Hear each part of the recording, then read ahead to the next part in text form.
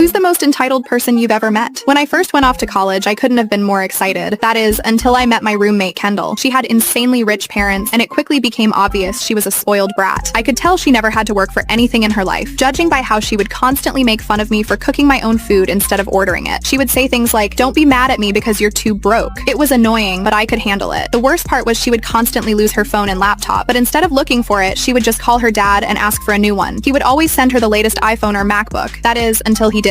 I remember she lost her phone while partying the night before and asked to borrow mine to call her dad, but this time he said no, and as soon as he said that, she exploded. She started crying, but he didn't budge, and after that didn't work, she quickly turned to cussing him out. That's where he drew the line and told her she wasn't getting a new phone, and for using those words, her allowance was being cut off. Upon hearing this, her face went pale and she broke down. I moved out soon after that and didn't see her for a few months until I heard she was working at McDonald's. I went, and it was true. After that, I continued going there every week just to see her face the real world.